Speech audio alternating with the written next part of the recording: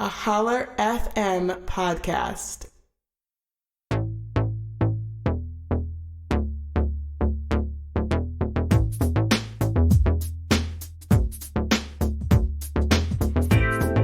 I'm gonna be like, no. As a matter of fact, as you start saying the word, I'm gonna be like, I'm out. Girl, I'm gonna go through this whole podcast and not say that word just because I'm not invoking nothing into my spirit or into my household. So watch me this whole podcast. You can listen and I'm not even saying it.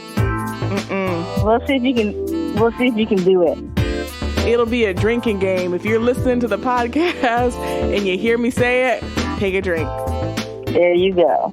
Which I realize that now it's going to be awkward to say, everybody, welcome to Sippin with my sister. This is our last horror Halloween film. We have rounded it out with, go ahead, Vanessa. Candyman. Girl, you better stop playing. I'm telling you. He gonna take your words and try to splice them together.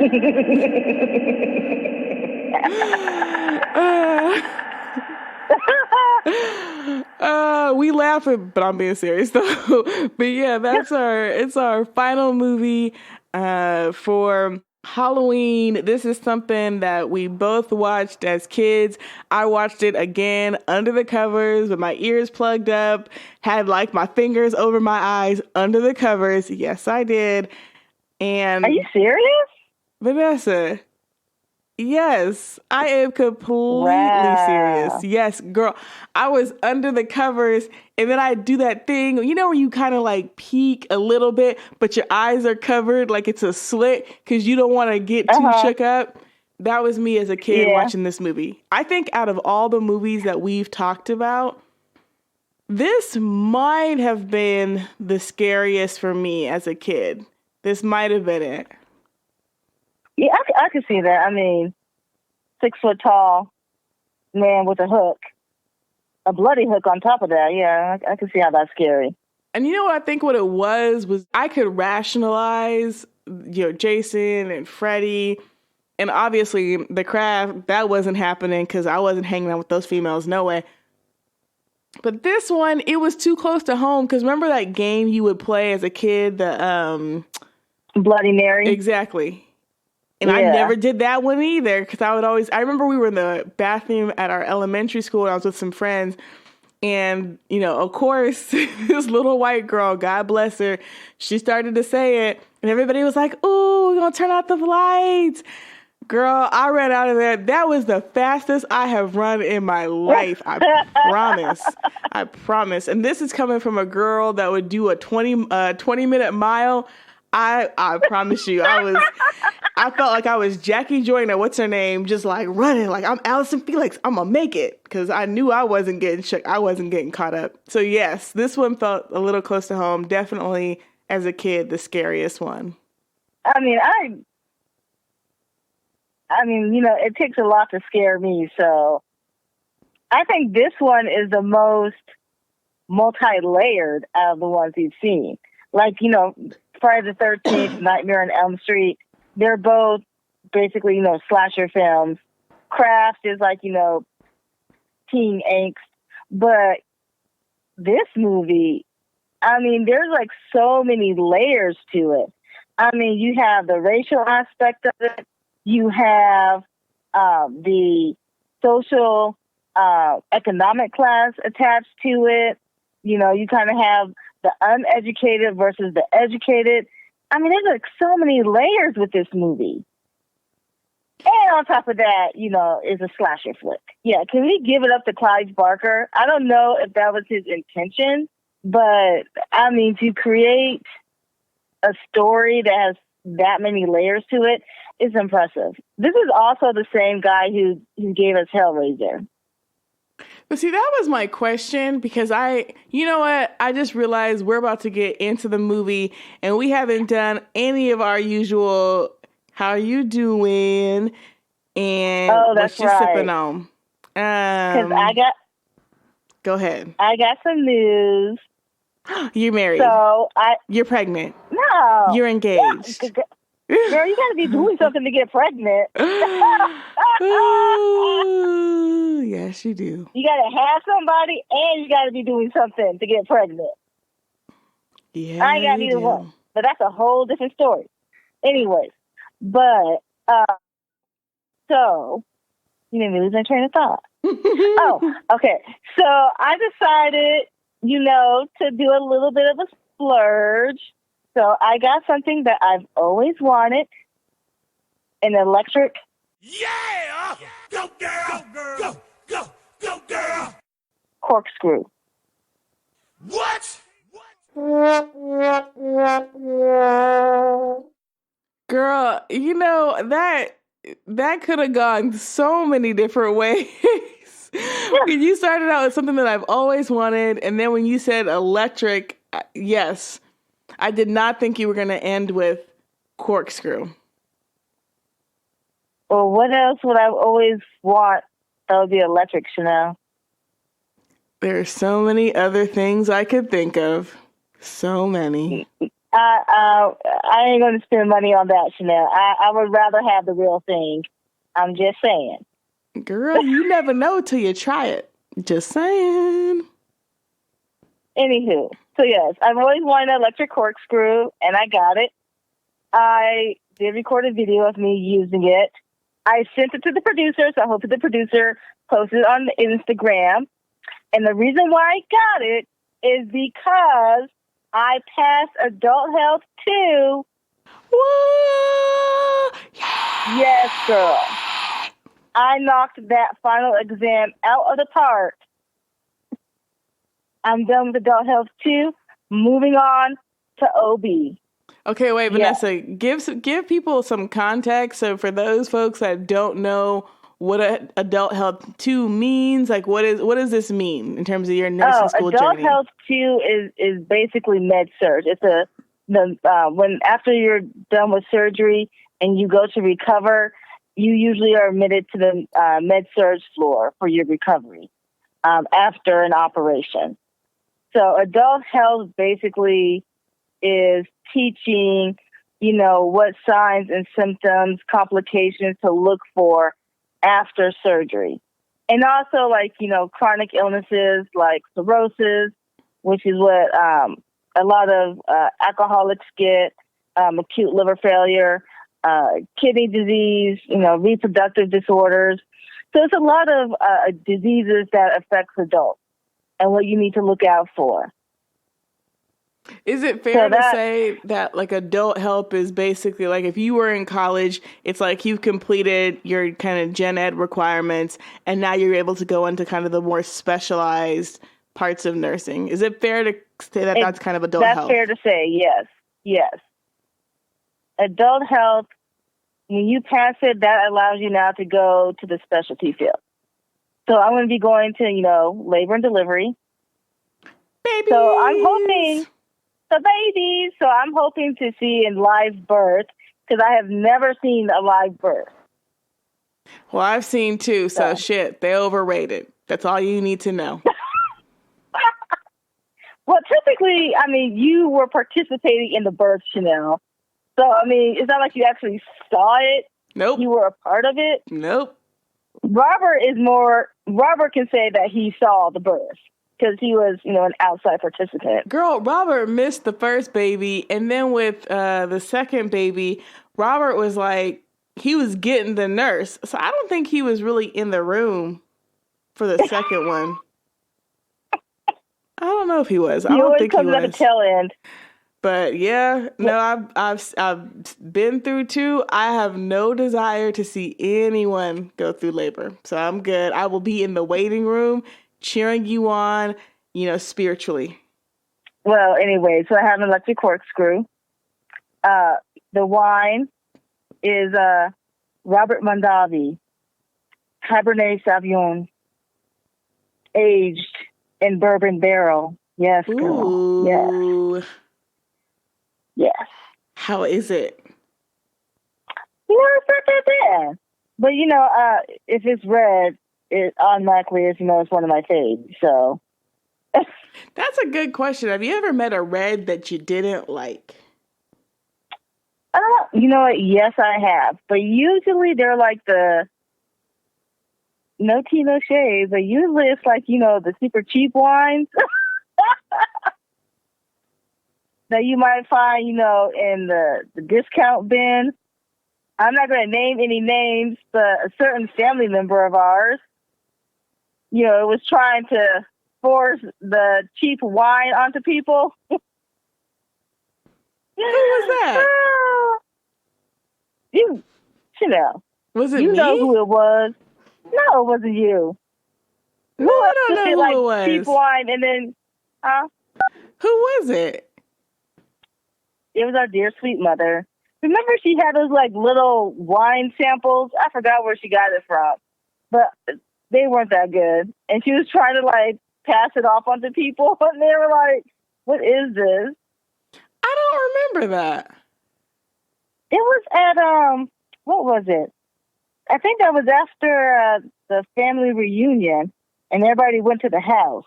Oh, because everybody wanted to drink the good stuff, and Mom was trying to get them to drink the cheap stuff. Right. That's right. You know what, though? That's the thing.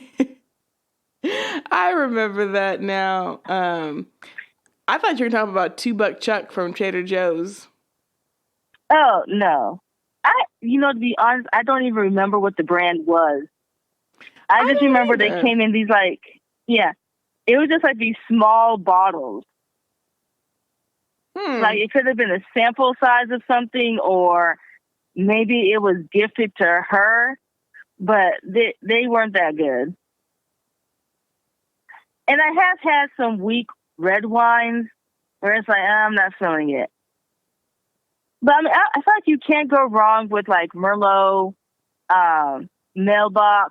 You can't go wrong with those. Cabernet Sauvignon. You can't go wrong with those. You can't. If it comes from a good winery, No, I feel you. I feel you. Yeah. Yeah, enough about me, though. How you doing, girl?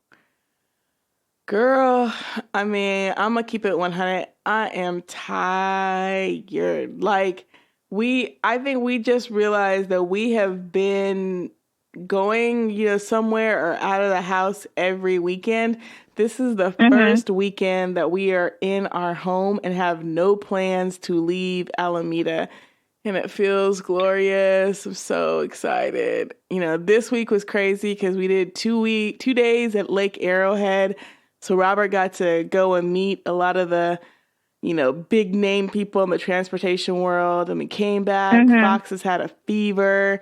Felix didn't get any sleep. So, I mean, it's just I've been working. I'm tired. So, yes, this has been a very long week. Super excited to be here. You know what really picked up my energy? Because I was like, man, are we going to record? And then I watched Candyman. And I was like, I have all of the thoughts about this movie. So I'm going to tell y'all real quick. Wait, did you say what you were sipping on? That's what I was about to tell him. Oh, I'm sorry. My bad. Go ahead. I was about to say, I'm going to tell y'all real quick what I'm sipping on, which is I've got a Yellowtail Rosé. And this is kind of because rosé to me, like a nice cold rosé is so refreshing in the summer. And it is, girl, why do I even tell you this? Because I know it's not going to be as hot for you. It was 80 degrees. And I remember thinking we are in that Indian summer over here in the Bay Area. So I'm going to sneak this rosé in before it gets a little too cold. Wow. 80 degrees is considered an Indian summer. Wow. Yes, it is. Come back. I'm going to take a sip now. Come back. Okay, but we got to get into this movie because, girl, I have all of the thoughts. Like, I was like, I need to talk to Vanessa because you want to give the synopsis real quick? Yeah, let me get the synopsis. So the story is about I'm not sure if she's a college professor. She's a grad student. grad student, thank you. But she studies urban legends. She's doing her thesis on urban legends. And so she hears about the legend of Candyman. And you better stop playing, she girl. goes out. She goes out to Cabrini Green, which is, or it was, a housing project in Chicago, and has since been torn down. And there she finds there's a lot more to the legend of this serial killer, so to speak. Is that about right? Dun, dun, dun. That sounds right to me. Man, I'm a jump in, okay? Let's jump in. So here we go. When I watched this movie, because I remember, as I said before, as a kid, I was super shook, really scared, and I remember just being under the covers. A couple of things. So one, just not even getting into the movie, but just as I think about it as a kid to now, did you remember as a kid, like a flashback scene kind of talking about his origin story? Do you remember that in this movie? Or did I make that up? A flashlight scene. Flashback. Oh, I think you, in the sequel. There we go. 2, Okay. Yeah, okay. that had the flashback, yeah. That was really helpful because I watched this entire movie and I was like, wait a second, isn't there a flashback? So that's why there's not. I struggled with this movie because I was like, wait a second. So this is one of the few times where we got a black, villain, like a black Freddy Krueger. Right. Which you're already like, what? This is a black Freddy Krueger, basically. And I was like, okay. I mean, not that I'm like, into like slasher films, but I'm like, yeah, let's elevate this black villain. And then we watched the damn movie, and I'm like, wait a second. Now, everybody else that called that man's name, they got killed real quick. Like, I said the name 5 times in the mirror, bam, you there. Why Helen get the exception to the rule? That I said, you know what? That ain't right. It ain't right that we gotta watch one of the few black villains get so entranced by the blonde hair and the blue eyes that he gonna sit there and put, one of us black women in torture and then kill another one because it was always Helen. I said, you know what? I'm done. Done with this. I'm done. Well, I mean, let's not forget, though, the origin story of the character is that when he was alive, and this is post-slavery, so during Reconstruction, he's painting the picture of the master's daughter. They fall in love. She becomes pregnant. And when the father finds out, he sends a mob to kill the black man.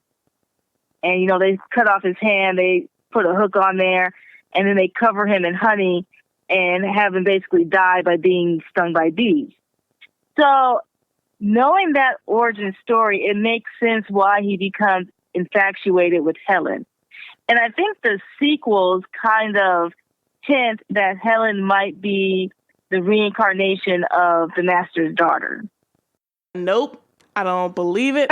I'm not here for it. So I'm sitting here like, okay, wait a second. So you fall in, and let's be clear. I'm in an interracial relationship. So I'm not, sitting out here talking about him because he's in love with somebody white. Like that doesn't bother me.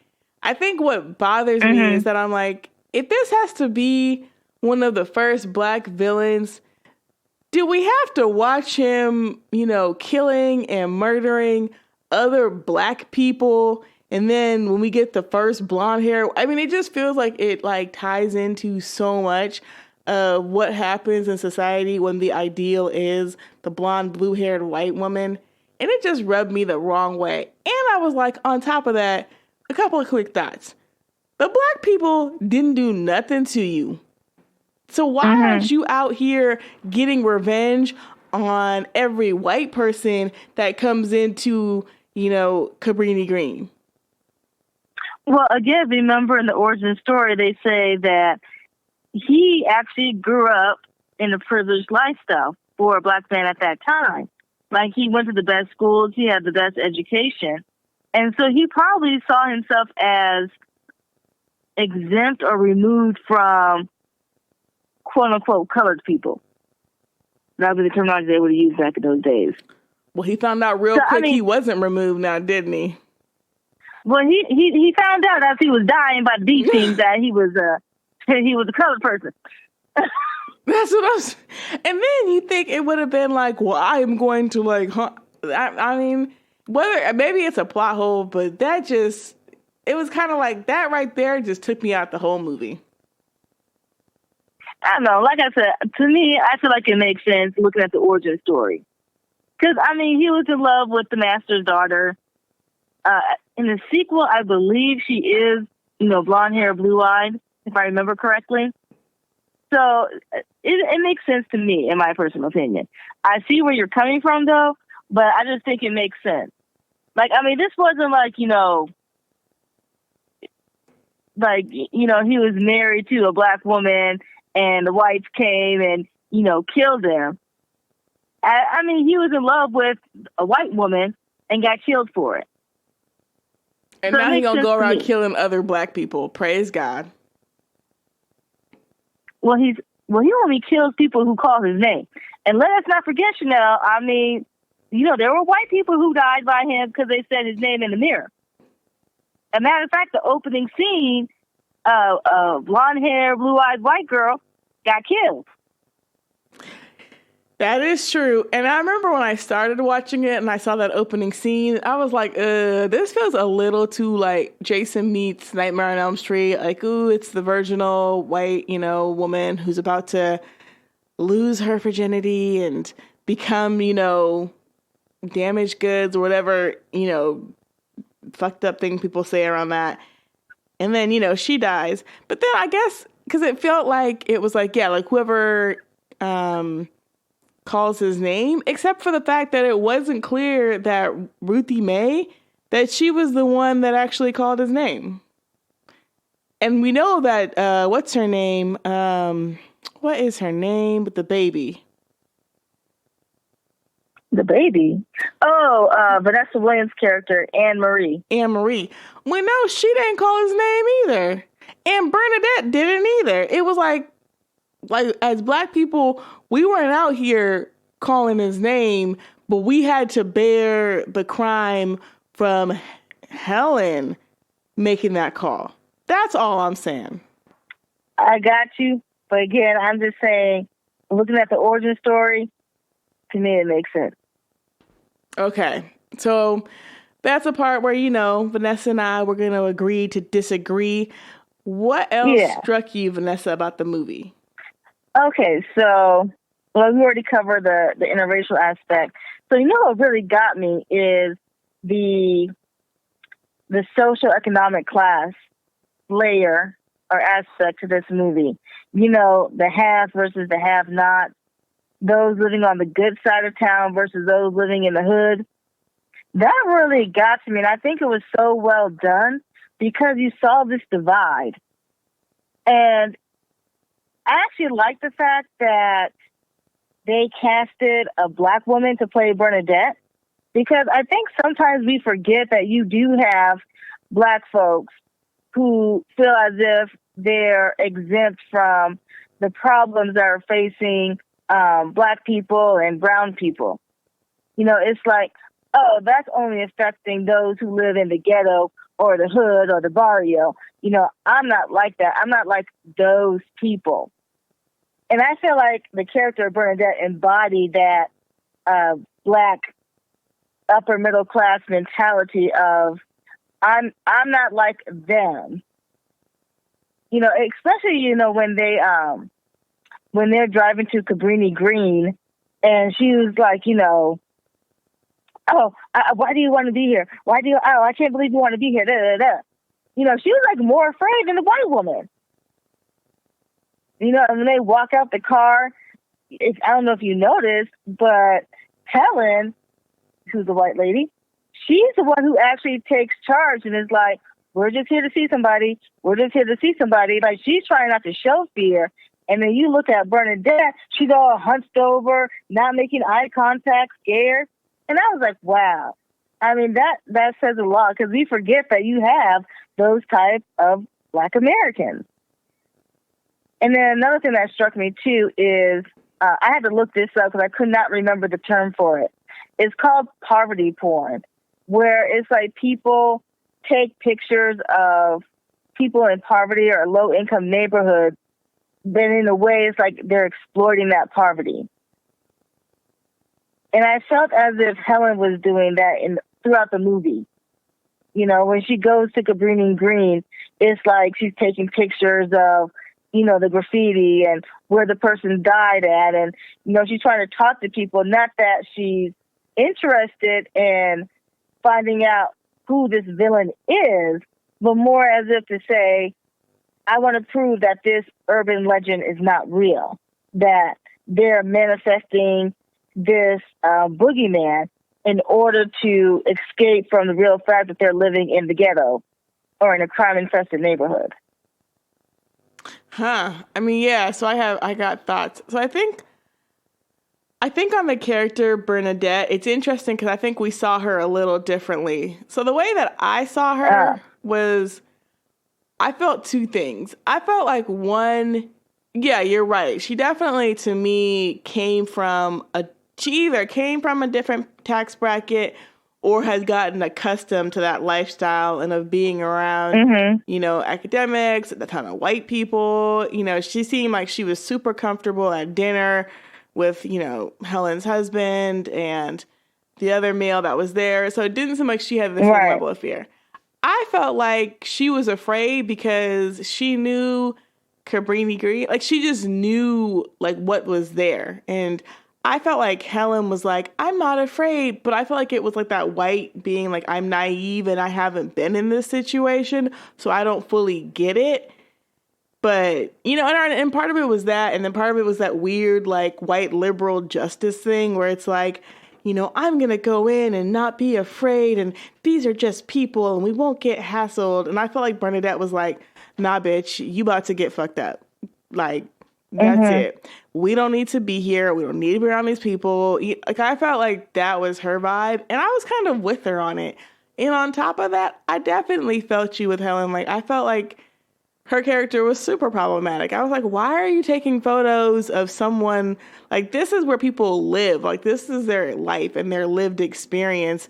And you're sitting here documenting it from your condo. And I thought it was kind of illuminating the whole idea that, like, her condo was supposed to be a project, but ended up not being because they realized there wasn't either a man-created or natural barrier, so they kind of had to turn it into luxury condos.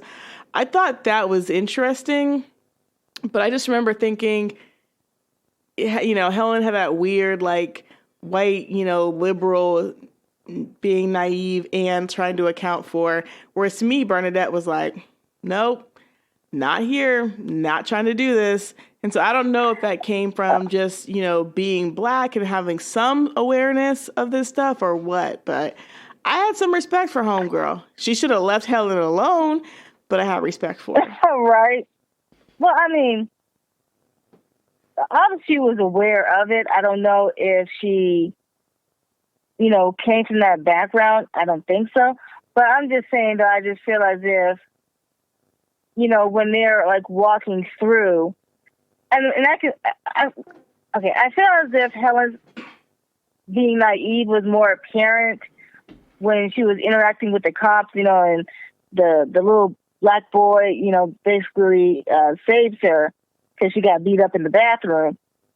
But that naivety was shown in that scene. But I just feel as if with Bernadette, I just feel like if, as a Black woman, and you're aware of how this neighborhood is, I would think that you will be the one to take charge and be like, well, let me, you know, protect this white lady because she's about to get killed.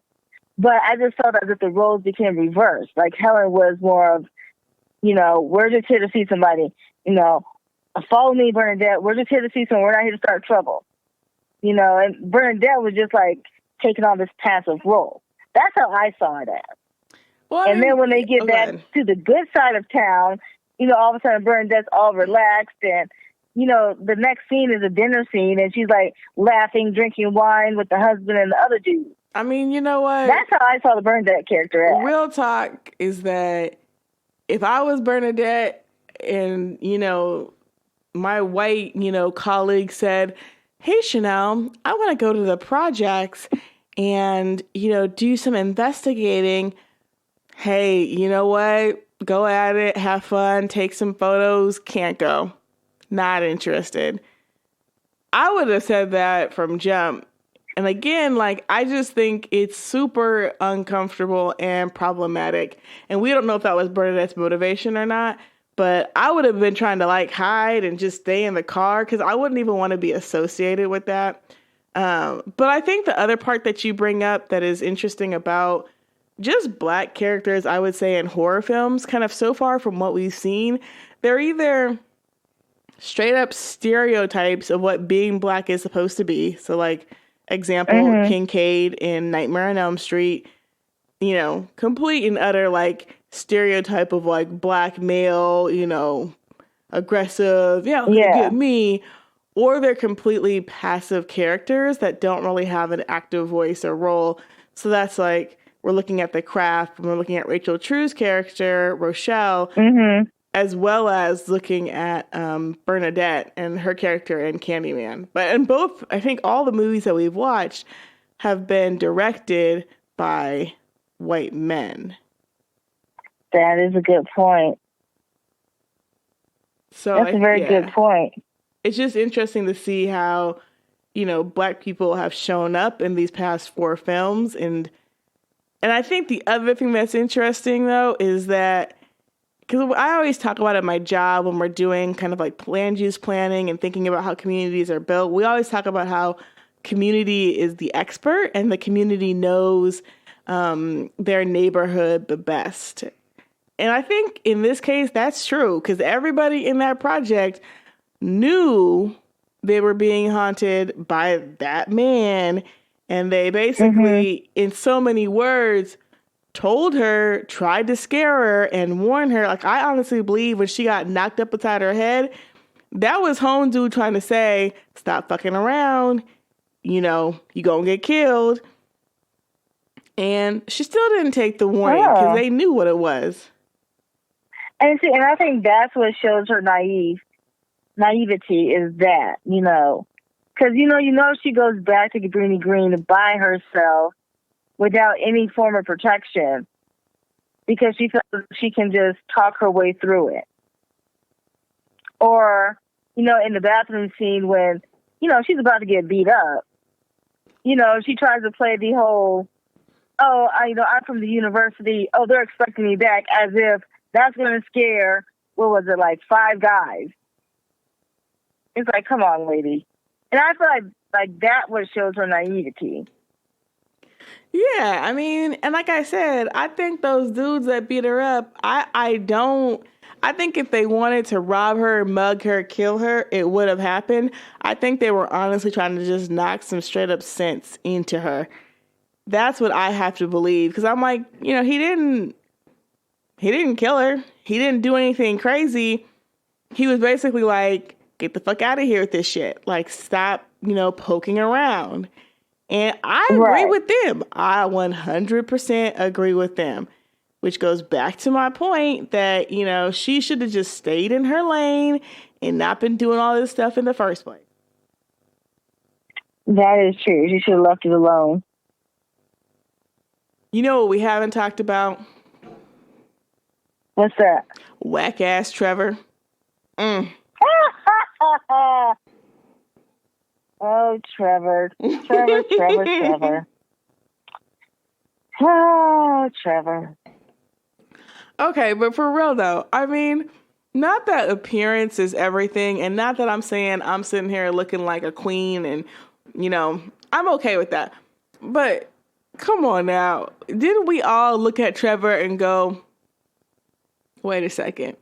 What is that? Because I felt like I was like, I'm not seeing the appeal right here. Oh. You think they should have casted someone who was a little bit more attractive? Don't you think so? Like, I felt like we should have had somebody who was, you know, like he was that older professor type that kind of was ruggedly handsome and extremely charismatic. And, you know, and you could kind of see why his grad students are falling in love with him and why the panties are being dropped. But when I looked at Trevor, I was like, nah, he ain't it. I mean, okay, let's be honest. Have you ever actually seen any really, like, cute, attractive college professors? Yes. Oh. Yes, I have. She answered that real quick. I sure did. There was this one professor that I had, and I remember being like, wow. You know, he obviously was like married, had kids, and I'm not about that life where I'm trying to get in people's relations. Like I wasn't, so nothing ever happened. But yes, he was. And I could see how, you know, students would be attracted to him, which they were. And I don't know what he was doing. I ain't gonna say his name because I might use him as a reference later on in my life. But I could see how people could find him attractive and things could happen. That was not going to happen with Trevor. That's my point. Well, that knocks my point out the window. I guess I was just kind of seeing it as I feel like Trevor looked like a college professor. And I think a lot of times young women tend to find themselves drawn to older men who they feel is, very intelligent or drawn to that, student-teacher relationship type deal. I don't know, forbidden love, so to speak. So, I mean, he was not that attractive. Nope. I mean, I wouldn't have dropped my panties for him. Mm-mm. But I could see maybe how a young grad student would, be drawn to him, like maybe attracted to the idea of, ooh, I'm dating my teacher on the down low, or, maybe there's like a certain je ne sais quoi about him. Maybe that's what it is. He had that je ne sais quoi. You don't know exactly what it is that makes him attractive, but he has it. Maybe that's what the appeal is, Girl, I mean, maybe it was, but I remember looking at Helen and being like, you're a smart, attractive woman, very beautiful. He ain't it. And I mean, she was obviously a smart woman because she could tell something was going on. And I just remember thinking, nah, he ain't worth it. But Can I just say, Bill? Go ahead. Oh, go ahead. No, I was going to say, spoiler alert. At the end of the movie, because, throughout the whole movie, he was basically cheating on his wife with his student. So at the end of the movie, the student has moved into the apartment, and she's trying to cook this nice dinner and be like, oh, let's put things back to normal. And then here's Trevor crying in the bathroom over his dead wife that he was cheating on. And I was just like, really? Like, I kind of wish that the director or the screenwriters would have, I don't know, maybe showed why he was crying. Because I'm like, if he was cheating on his wife throughout the entire movie, what is the turning point that makes him all of a sudden be like, oh, I miss my wife. Oh, I want, her back. I mean, I think, and we talked about this a lot when we watched whatever Tyler Perry movie it was. And by the way, I'm not going to hate on Tyler Perry because he just opened Tyler Perry Studios. And I'm going to be real. He sure did. I have not been a fan. What was that? And I was like, I mean, yeah, his movies might not be, Oscar worthy, but he keeps black people employed. He does do that. I'm not gonna throw no shade on him. That's exactly what I had to say too. Yes, that's exactly what I realized. That I was like, you know what? I may not be a huge fan of the Madea movies, and I may have some thoughts, But let's keep it 100 that Tyler Perry has created jobs and a whole, just career path for a ton of Black people. But the one thing I was going to say is that we've always talked about that whole thing around 80-20, right? Like, ooh, you got your 80 and they do all these things, but you take it for granted. And you look for that 20%, which is usually like, ooh, she got a fat ass, or ooh, her hair super long, or her body on point, her skin clear, whatever it is. And you get that, and then you forget about, oh man, she really held me down. She was cooking dinner. She was cleaning the house. She was taking care of the kids. Like, you forget all those things that made up that 80% woman you left for the woman that now, oh shit, that hair was a weave. Oh, she had booty injections. Whatever it was, you know what I mean? Right. So I felt like it kind of hit him in that moment, like, damn, I got this, college grad, I think she was an undergrad probably, and she's cute and all, but she ain't, what my wife was. With that said, here was my question to you. Did you feel like the payoff was worth it when, what happened at the end with his death? Like, did you feel like it was worth it? No. I didn't feel like it was worth it. And maybe what it is, I kind of wish that maybe they would have shown a negative aspect of the mistress.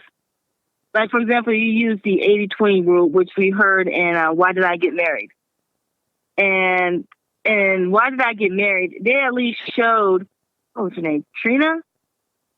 I think her name was Trini, yeah.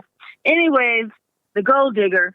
They showed that she was a gold digger, Girl, I don't know. Richard T. Jones is like, oh, she's going through my credit cards. It's like, charge it. Like, she knows how to spend money. So we can kind of see why he misses Jill Scott's character. I feel like in this movie, we never see the negative aspect of the mistress. I mean, is she a lousy cook? Is she, spending money like is going out of style? Is she, not as intellectual as he thought she would be? I mean, I just wish that they would have shown something where we'd be like, oh, okay, I see now why he misses his wife. So, I mean, like when he dies, I mean, I guess it could be cathartic for Helen because, she finally gets her revenge on the cheating husband. But for me as a viewer, it just kind of felt a little pointless, Yeah, no, I mean, I felt like the death wasn't super satisfying for me because I felt like their relationship was kind of fucked up, as in, I thought that he gaslit her a lot in terms of making her think, no, what are you talking about? Of course I'm not cheating, when it was clear that he was. But I think the other thing is that in terms of cheating, like, I don't think there's always has to be a negative to the person that you're cheating with. Like, sometimes, you're just cheating because you've been with somebody for a long ass time. And I don't know, like, you get that little thrill of being with somebody new and they're attractive and you're flirting and there's chemistry. Like, I don't always think there has to be a negative. Like, it could just be that she wasn't as intellectually, motivated as his wife was. And he was just doing it on the side to get some booty, but he wasn't trying to commit to that. I don't know about that because, while she was in the mental hospital, he moved the mistress into the apartment and they were like painting the walls and getting new furniture. Because remember? No, I totally do. When Helen, yeah. I mean, I thought he was just lonely. Like, I think that's, but I guess how I interpreted it was that he was just lonely and he was already with her. But yeah, I guess, I mean, I just don't know if I think there always has to be a negative to the person that you're cheating with. Sometimes it's just the realization that it was like, oh, I was just doing this for fun. But now, like, oh shit, she's really gone and I'm really in this situation. And who knows? Homie could have gone back to being his self-absorbed asshole self anyways. Which probably, maybe he was just having a pity party. So I didn't feel bad for him. I just remember thinking, really? Like, this is what you want to avenge? And I was thinking, if I was Bernadette, she would have been the first person, Helen, I would have gone after. That's who I would have gone after. It's her right there, because Bernadette didn't deserve that. She didn't, no. Okay, last thoughts on Candyman. And I said it. Oh, Damn everybody it. take a sip. Take a sip, y'all. Take a sip, y'all. Take a sip.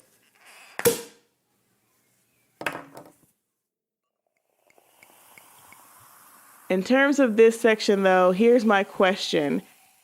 In terms of the death tolls, and we might expand this to all the movies that we've watched in our Hollywood horror. So not just this movie, but if we looked at it from Nightmare on Elm Street, Friday the 13th, and The Craft, which movie had the best kills? By far, this movie. I would say. Oh. I feel like Candyman had the most gruesome, scary kills out of the 4 movies that we've seen. See, that's Freddy Krueger interesting. went for creativity, but they weren't gruesome. Like, this movie right here was gruesome. I mean, the hook through the stomach, blood everywhere, guts pouring out, you know, the ghastly face with the eyes wide open, the mouth open, the blood pouring out of the mouth. I mean, these were some gruesome kills. And then, I'm sorry, Tony Todd has that deep, kind of sultry voice already. Add that to the mix as he stands over the victim. And he's also very tall. I know he's over 6 feet. But it's just, like, impressive. You know, it's gruesome, but it's impressive. Interesting. Okay, so I think I'm surprised, because I actually was going to go with, in terms of the best kills, I was going to go with Nightmare on Elm Street. Because I think what I appreciated about it was that there was just some crazy ass shit. So what you said in terms of creativity, I think what made that movie... Pause. Fox just woke up. I think what made that movie interesting and exciting was the kills in Friday the 13th. So I think I've got to go with that one for the best kills. Friday the 13th or Nightmare on Elm Street? I got confused. You're right. Nightmare on Elm Street. Yeah. Okay. I mean, you know, that the whole puppet walking scene, it wasn't a kill, but the Freddy Snake eating, whatchamacallit, Patricia Arquette, like all that stuff I thought was super interesting. And sometimes it was just funny, but I would say that to me just wins in terms of you got creativity, you got some of that excitement in there, and some of it was kind of scary. So yeah, Freddy Krueger wins this one for me, hands down. Yeah, I mean, I would say, obviously Nightmare on Elm Street has the creative kills, but this movie right here, I mean, the death scenes, gruesome. I mean, when the doctor dies, it's like at first everything seems normal. He's just like, yeah, nothing happened. And all of a sudden he's just like, and then you see the blood pouring out of his mouth. Then his stomach rips open. And then there is Tony Todd with that deep, sensual voice of his. I can't do it. I can't get that deep. That man is sensual, because it ain't it. I said, he got that deep, like, baritone voice now. I'm just saying, for me, in this movie, his kills are, like, gruesome. And the fact, and then with Tony Todd with his voice and his height, towering over the victim, I rebuke that. It's impressive. It's impressive. Gruesome and impressive. Lord, there's a lot that I rebuke about this movie. I rebuke that too, because he is not. Nope. Tony Todd is not welcome to my house. You know what? I bet you're thinking. You're probably thinking the same thing. Achille once told Adrian, he was like, sleep with one eye open. Girl, yes. Nope. Although I am going to be really interested to see what Jordan Peele does with this. Because, I Oh yes. mean, girl, you know, when I watched Get Out, we didn't watch it together. But when I watched Get Out, the first thing I did, I remember I watched it by myself because Robert wouldn't watch it with me. And I got up, I ran into the bedroom, and I woke Robert up and I said, I got to get out. I got to get out. You know, I need to get out of this.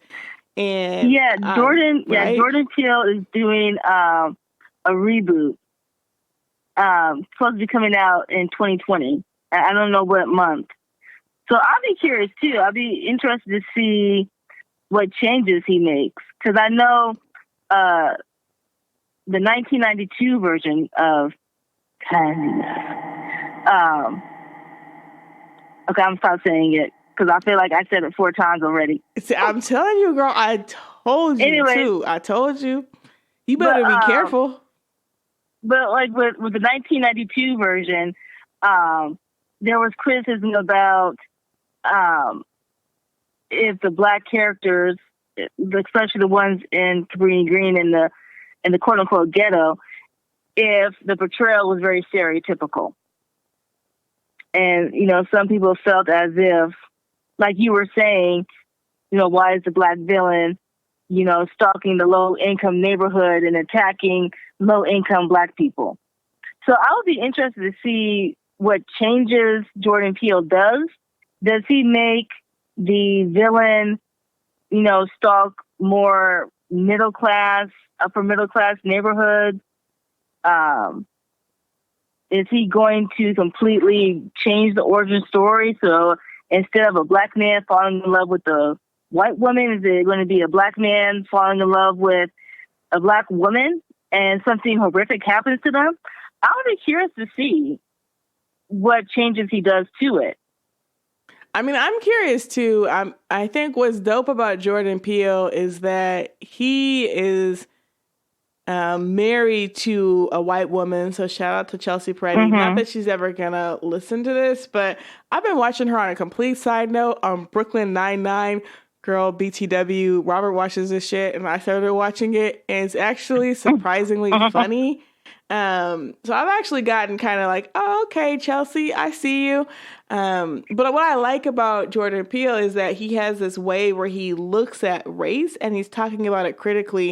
And I always feel like when you're with a white person, people sometimes be giving you side eye, like, you still down, you know, Mm-hmm. are you in love with the white, you know, blah, blah, blah. And I like that Jordan Peele, to me at least, can kind of show that yes, you can be in an interracial relationship and still critically think about and assess race. Because that's what happens in my relationship with Robert and with his family. Like, you know, his dad is out here watching Get Out. And I remember his dad watching it and we're talking about it. So I'm with you. I'm excited to see what he does with it, given the fact that he himself is in an interracial relationship. I hope he doesn't change the origin story, because I think that's what makes this movie interesting. And if anything, I hope he really does kind of get into the psyche of this villain. And I think he did a great job with that in Get Out, where, you know, you're talking about the sunken place, right? So I would want to see, like, what's this villain's sunken place, basically. Right. And I just want to say something about, you mentioned how when you're in an interracial relationship, you get the side eye. So I'm going to be honest. Sometimes I do the side eye with the interracial couples just because, and this is why, it's because I always wonder if the person of color in the relationship, if they feel as if they're better than the rest of us. As if they're, you know, in an interracial relationship because they see it as, like, I have arrived, like, this is my trophy. You know, I just hate it when people of color get into an interracial relationship and then it's like, oh, I don't date, you know, black women because they're loud or they're mean. You know, as if dating within your race is seen as a step down versus dating outside your race. No, I mean, yeah, yeah. I I hear mean, you. I feel like that might be where the side eye is coming from, because like we don't, there's people who don't know you. You know, like Yes. I'm not going to give you and Robert the side eye because you're my sister. I know you. I know you still down with the cause. But I just feel as if sometimes when I see an interracial couple, it's just like that instinct. It's just like the side eye of like, okay, are you with this person because you love them, or are you with this person because this is your trophy, as if to say, I have arrived. Yeah, no, I mean, I think it's really hard because, just because I'm with a white person, that doesn't mean that I don't think that, that black men are beautiful, and doesn't mean that I don't think that black is beautiful. And it's interesting, right? Because in being in an interracial relationship, we have you've seen it. We've had our own challenges where Robert's constantly frustrated because he thinks that all I talk about is race. And I'm like, you're right. It is, because that's how I see everything, because I'm black. What? It's hard because there are some black people out here that are like, oh yeah, I've got my white person. I made it. I'm good. And then there's those of us who are like me, where it's like, yes, we're with somebody white. We love them. And it's, it can be hard though. Shit. Like, we don't always see things the same way. In conversations with the kids, it's like we think about, policing and shit. And it's like, when do you introduce that? When do you talk about that? So I don't know. So yeah, but I hear you, girl. And I think you're right that people could see me with Robert and go, oh, well, all Chanel dates is, white guys, which is like funny because I've been with more black guys than white guys. But whatever, right? Like, it's just funny because it's like you don't wear that history anywhere on you, and you just kind of suffer through the side eye. So that's why I would say, like, kind of bringing it back to Jordan Peele, I really like that he's in an interracial relationship and he's making these powerful movies, because I feel like he's starting to break through and kind of show that, like, yes, I'm married to Chelsea Peretti. I love her. It does not mean that I'm not critically thinking about race. Right. So, oh wait, you know what though? I'm realizing we're getting close to the clock, and one of the things that we always do is talk about the top movies. So, Candyman came out in 1992. And we don't talk about age on this podcast, so we will not say anything more other than the year. But Vanessa, what is the top movie in 1992? Oh, I already know this one because I got issues with this movie. I know you do, girl. Aladdin. Aladdin was dope. I loved Aladdin. I mean, it had some problems around, how it portrayed people of like Arabic descent. I should rephrase it. It's not that I have an issue with the movie. I have an issue with the 6th grade play of Aladdin. Jesus. Child. We know, Vanessa. We know. But wait, was Aladdin the top movie for 1992 though, right? It totally was. Yes. Okay, so let me tell y'all real quick what happened in the 6th grade. So I wanted to play the genie because, I loved Robin Williams, and I was like, I could do the genie. So they were like, oh, we're going to get, a doll or something like that. So I was like, oh, okay. So they put me in the chorus. And I was happy to be in the chorus. I was like, oh my goodness, I got my little paper. I'm going to be like on the riser singing during the play. Let me tell y'all something real quick, okay? So the people who were in the chorus were on the riser in the back of the cafeteria. The lights weren't even on us. We were watching the play from the back of the cafeteria. I was so mad. And on top of that, they had another kid playing the genie.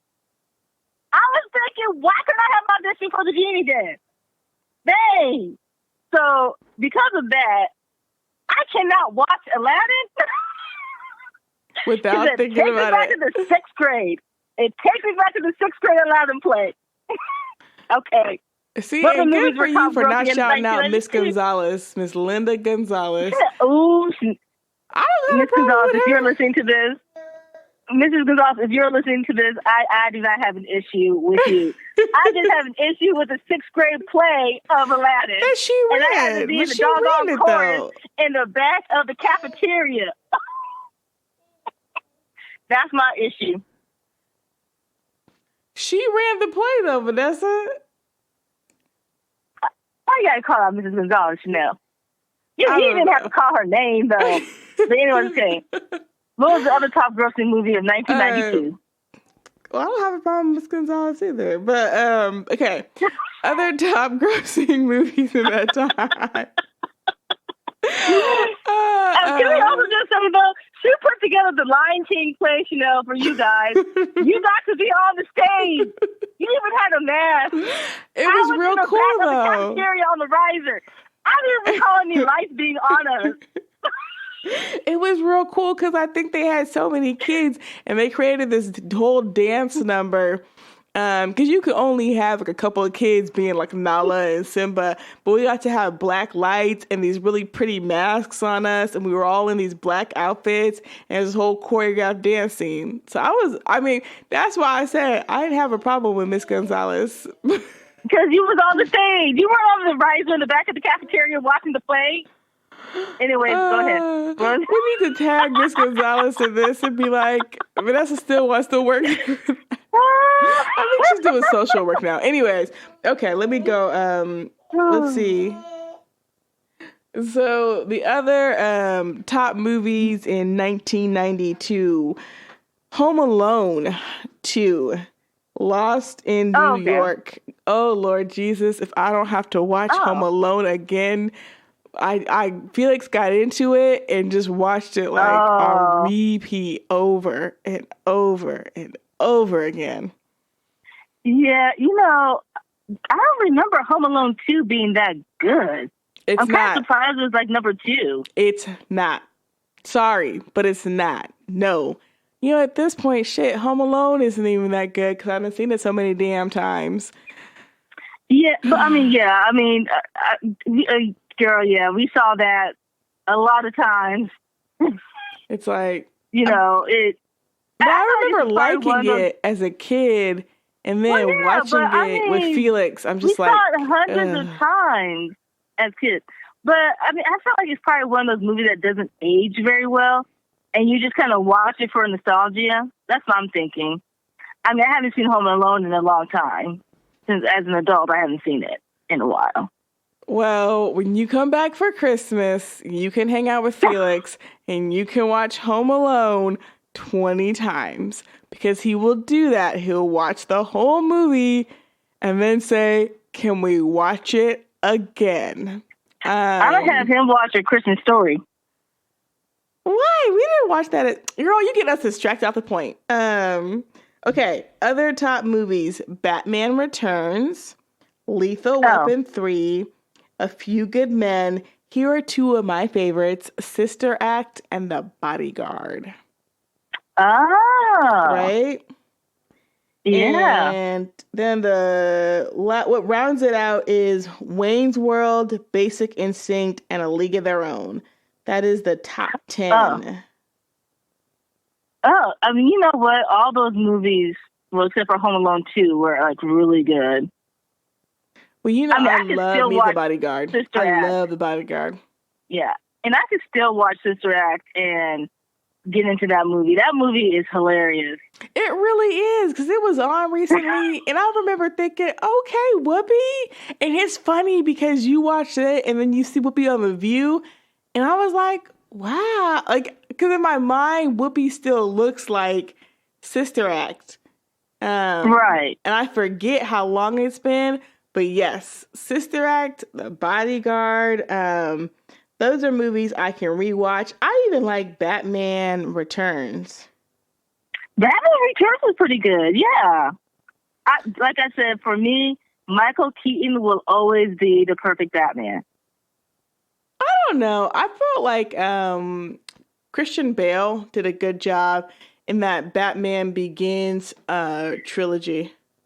Sure, I couldn't understand a word he was saying when he put on that mask.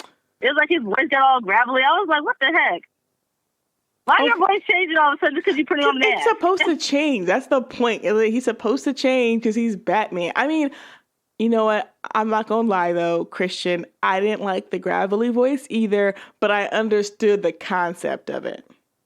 It's not supposed to get all gravelly, Chanel. I mean, Michael Keaton, when he put on the mask, his voice got a little deeper, but you still understood what he was saying. Christian Bale, I was like, can we get some subtitles? That's gravelyness. No. Michael Keaton, for me, will always be the perfect Batman, just like Michelle Pfeiffer was an excellent Catwoman. I think the perfect Catwoman, though, was Eartha Kitt. I mean, she rests in peace because, she was able to do that purry noise. So, Eartha Kitt, number one, Michelle Pfeiffer. But I think this is all just about like what we were exposed to as kids first. I mean, yes, I agree. You know, I loved Michael Keaton. I loved Michelle Pfeiffer. I loved Eartha Kitt. Didn't think Halle Berry necessarily did the same amount of justice in the Solo movie. But you know, like I said, not even believe you brought in Halle Berry's Catwoman into the... No. We pretend that movie did not happen. But my point was that I can appreciate what Christian Bale did. And I liked the Batman Begins, The Dark Knight. I liked that trilogy. The last movie to me didn't necessarily hold up as well, but that's mostly because Heath Ledger couldn't be in it. But personally, when I watched The Dark Knight, I remember being blown away. And I mean, it was long as hell, though. Let's be real. Mm-hmm. One other thing I was going to say, though, in terms of the top horror film for 92, it was Bram Stoker's Dracula, which we did not actually watch in this round of Hollywood horror films. You know why? Is because I'm always on the fence with Bram Stoker's Dracula. On one hand, I like how they have it set in the Victorian times, and I think that's very suited for Dracula. But on the other hand, there's just so many elements in that movie where I'm just like, they could have done away with this. No, this is a bit too much. You know, there's just some elements in that movie that doesn't really make you want to keep watching it.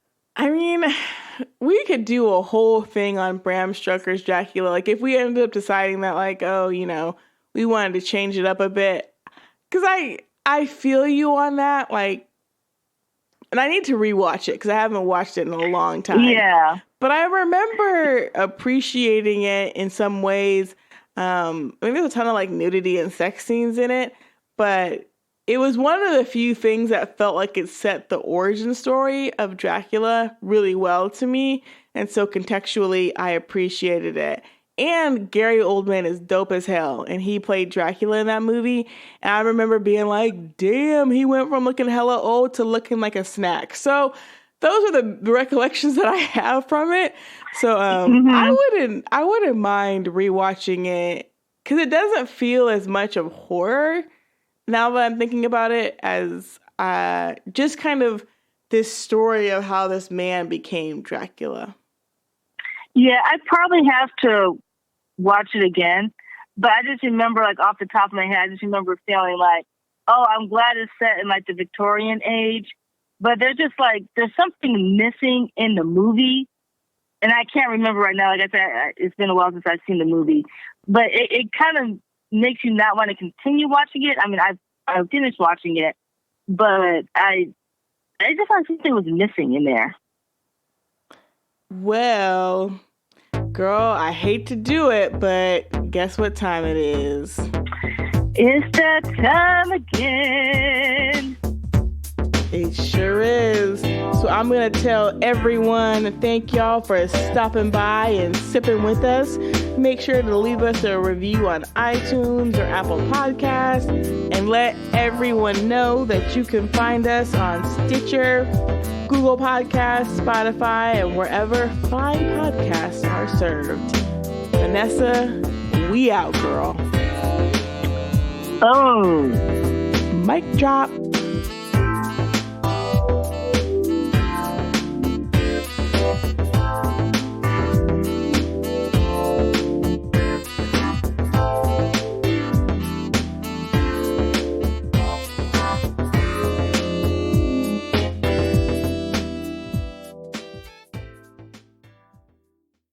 This was a Holler FM podcast. And I think we're done.